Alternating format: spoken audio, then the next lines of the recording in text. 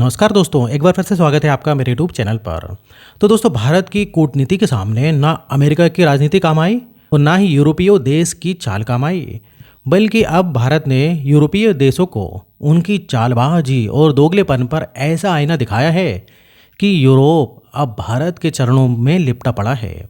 जी हाँ दोस्तों, 12 घंटे में भारत ने उनके दोगलापन का जवाब दिया, जिसमें वहाँ भारत की रिफाइनरी पर प्रतिबंध लगा चुके थे।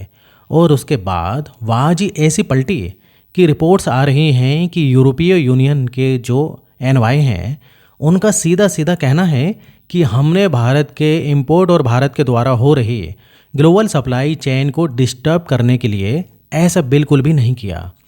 जी हाँ दोस्तों, आज भारत की ताकत दुनिया देख रही है कि कैसे यूरोपियन यूनियन, जो अपने आप को 27 देश का दादा समझते हैं, उसको भी भारत से गुजारिश करनी पड़ रही है।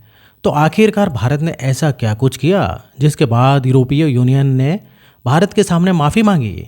ये सारी जानकारी इस वीडियो में हम समझते हैं। तो दोस्तों देखिए, हाल ही में हुआ ये है कि सबसे पहले तो ट्रंप ने धमकी दी कि अगर भारत और चीन जैसे देश जो भी रूस से क्रूड ऑयल यानी कि कच्चा तेल खरीदते हैं, अगर वह अब भी खरीदना बंद नहीं करते तो उन पर हम 500% का टैरिफ लगा देंगे। हालांकि ये अमेरिका की बात धमकी तक ही सीमित रह गई है, क्योंकि भारत अमेरिका से पहले WTO तक पहुंच चुका था और इनके लिए भारत खुद इतना ज़रूरी है कि वह ऐसा नहीं कर पाए। लेकिन शायद इसके बाद अमेरिका फिर से एक चाल चलता है। अब शतरंज की चाल में अमेरिका ने नाटो का साथ लिया, जो कि 32 देश का सैन्य संगठन है और उसे अमेरिका लीड करता है। और नाटो के जो चीफ थे, ऐसे ही बातचीत के दौरान धमकी भरे लहजे में यह बात कह दिया कि भारत, ब्राज़ील, चीन जैसे जो अन्य देश हैं, अगर इनमें से कोई भी देश रूस से कच्चा तेल खरीदता है या फिर कोई भी व्यापार करता है तो सभी देशों पर नाटो के द्वारा 100% सैंक्शन लगा दिया जाएगा। भारत यहाँ भी पीछे नहीं हटा। भारत ने कहा कि नाटो सैन्य संगठन है, ना कि दुनिया की अदालत, जिसके इशारे पर हम अपने फैसले लें, बल्कि हम अपनी एनर्जी सुरक्षा को देखते हुए तय करेंगे कि हमें कहाँ से क्या खरीदना है और बेचना है। अब जब भारत ने नाटो के दोगलेपन की धोती यहाँ पर खोल दी है तो यूरोपियन यूनियन को मिर्ची लग गई। और मिर्ची इसलिए लगी क्योंकि देखा जाए नाटो में 32 देश शामिल हैं, जिनमें से कनाडा और यूनाइटेड स्टेट्स ऑफ अमेरिका, दो ही उत्तरी अमेरिका के देश हैं। बाकी के जो 30 देश हैं वह यूरोप के हैं। इसलिए जब भारत ने नाटो की धमकी को इग्नोर किया तो यूरोपीय यूनियन को इतनी ज़्यादा मिर्च लग गई कि उन्होंने अपने लेवल पर फैसला लेना शुरू कर दिया और फैसले लेते हुए रूस के खिलाफ 18वां पैकेज पेश कर दिया, क्योंकि सभी पश्चिम देश मिलकर रूस को अपाहिज बनाना चाहते हैं ताकि वह यूक्रेन के सामने घुटने टेक दे। लेकिन इसी बीच में जो भारत से जलन हो रही थी, उसका भी कसर निकालने की कोशिश की। और सबसे पहले 18वां पैकेज में जो इन्होंने सैंक्शन पेश किया, उसमें गुजरात की नायरा एनर्जी लिमिटेड, जो भारत की दूसरी सबसे बड़ी रिफाइनरी है, उस पर प्रतिबंध लगा दिया।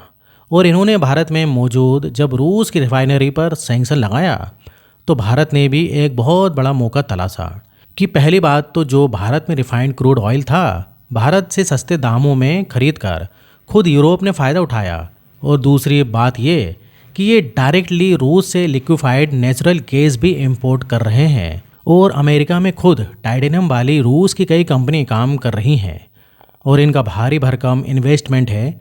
इसलिए भारत के विदेश मंत्रालय इन्हें पाखंडी बताते हुए उनकी नीतियों को दोहरा मापदंड बताया। तो उसके बाद यूरोपीय यूनियन की बुद्धि ठिकाने लग गई। इसके बाद ये भारत के कदमों में सफाई देने के लिए लिपटे पड़े हैं। और खबर आ रही है कि यूरोपीय यूनियन के एनवॉय ने भारत को लेकर इस पर सफाई दिया है। जहां रिपोर्ट की माने तो उन्होंने अपने क्लेरिफिकेशन में इंडिया से कहा कि हमने ये प्रतिबंध सिर्फ रूस के खिलाफ लगाया है और हमने भारत को बिल्कुल भी टारगेट नहीं किया है, जिससे ग्लोबल सप्लाई और भारत की खरीदारी को बिल्कुल भी इम्पैक्ट नहीं करेगा। और जी बिजनेस की रिपोर्ट देखा जाए तो इसमें तो इस बात को और भी क्लियरली बताया गया है कि हम भारत के इंपोर्ट को भी नहीं रोक रहे हैं।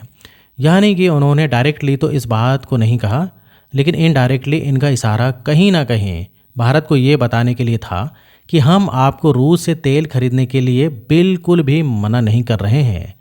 यानी कि देखा जाए तो पीठ पीछे भले यूरोपीय यूनियन आगे चलकर दोबारा से भारत के ऊपर छुरा घोंपने का काम करें, लेकिन भारत ने जिस तरीके से दोगलापन उनका दुनिया के सामने लाया है, ऐसे में उनकी हिम्मत नहीं है कि भारत को डायरेक्टली रोकने की हिमाकत करें। लेकिन अब सबसे बड़ा सवाल ये है कि क्या यूरोपीय यूनियन जो अपनी बातों से पलट रहा है, इसमें केवल भारत की धमकी ही काम आई है या फिर और कोई कूटनीति का खेल खेला गया है? तो इसके लिए मैं आपको बता दूं कि इसके पीछे एक ऐसी शतरंज की कूटनीति शामिल है जिसका लीडर कोई और नहीं बल्कि भारत है। जी हाँ दोस्तों, आज यूरोपीय यूनियन को भारत की ज़रूरत है। इसलिए अगर भारत उनकी धमकी से डर जाता तब तो अलग बात थी, लेकिन अगर भारत डटकर मुकाबला कर रहा है तो वह डायरेक्टली भारत के लिए बिना किसी सटीक कारण के मुसीबत खड़ी नहीं कर सकते, क्योंकि यूरोप की भारत पर डिपेंडेंसी विभिन्न क्षेत्रों में देखने को मिलती है, खासकर आर्थिक, रणनीतिक और तकनीकी क्षेत्रों में। यूरोपीय कंपनियां भारत की आईटी कंपनियों जैसे टीसीएस, इन्फोसिस, विप्रो पर अपने तकनीकी कार्यों के लिए निर्भर है। साथ ही सबसे अहम बात यह भी है कि भारत दुनिया की फार्मेसी कहा जाता है और यूरोप को भारत ही किफ़ायती और उच्च गुणवत्ता की दवाइयाँ एक्सपोर्ट करता है। और अगर भारत में अपनी कुछ हद तक ही दवाइयों का एक्सपोर्ट अगर यूरोप की ओर से दूसरी तरफ डाइवर्ट कर दिया तो यूरोपीय देशों को उनकी नानी याद आ जाएगी, क्योंकि न सिर्फ फार्मास्यूटिकल दवाइयाँ बल्कि मेडिकल डिवाइसेस भी भारत यूरोप को देता है, जिसका इस्तेमाल वहाँ के सैनिक तक करते हैं। इसके अलावा भारत यूरोप को बड़ी मात्रा में कपड़े और रेडीमेड गारमेंट्स भेजता है।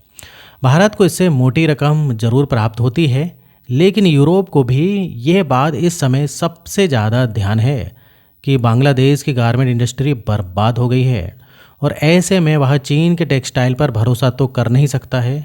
ऐसे उनका सबसे बड़ा मददगार भारत ही बना है। और तो और यूरोप अब भारत को एक प्रमुख रणनीति साझेदार मानता है, खासकर चीन के बढ़ते प्रभाव को संतुलित करने के लिए। और अगर भारत में यूरोप के मार्केट से एक भी कदम पीछे खींचा तो चीन अपने घटिया सामानों की इस तरीके से डंपिंग करेगा कि यूरोप को अंत में भारत के सामने घुटने तक टेकना पड़ सकते हैं। और यही कारण है कि यूरोप भारत से फ्री ट्रेड एग्रीमेंट करने जा रहा है ताकि भारत के सामान ड्यूटी फ्री यूरोप के मार्केट में एक्सपोर्ट हो पाएँ और चीन के घटिया सामानों की डंपिंग से छुटकारा मिल पाए। साथ ही यूरोपीय देशों जैसे फ्रांस के साथ भारत के रक्षा सौदे जैसे राफेल विमान है, इससे यूरोपीय रक्षा कंपनियां भारत पर आर्थिक रूप से निर्भर हो जाती हैं। और ऐसे में मोटा मोटा देखा जाए तो केवल इंपोर्ट और एक्सपोर्ट का आंकड़ा ही 124 बिलियन डॉलर को पार कर जाता है। यानी यूरोप को खुद ज़रूरत है, इसलिए वह भारत से दूरी नहीं बनाना चाहता। बाकी वैश्विक मंच पर भारत को जो पहचान मिल रही है, इसको लेकर आप क्या कहना चाहेंगे? अपनी राय कमेंट में ज़रूर बताएं और इस वीडियो को एक लाइक करके अपने मित्रों तक शेयर ज़रूर करें ताकि उन्हें भी जानकारी मिल सके। तो दोस्तों, इसी तरीके के और भी वीडियो देखने के लिए आप हमारे चैनल को सब्सक्राइब कर लें अगर आपने अभी तक सब्सक्राइब नहीं किया है तो आज के लिए इतना ही। फिर मिलेंगे नेक्स्ट वीडियो में और यहाँ तक वीडियो देखने के लिए, बने रहने के लिए आपका बहुत बहुत धन्यवाद।